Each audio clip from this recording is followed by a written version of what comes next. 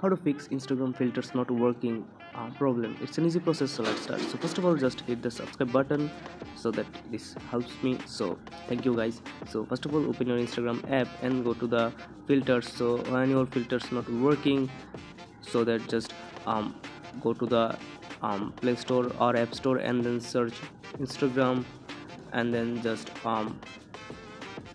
update your Instagram app. Here you can see a update is showing there, so just update your app. And then if this not work, then go to the app info here.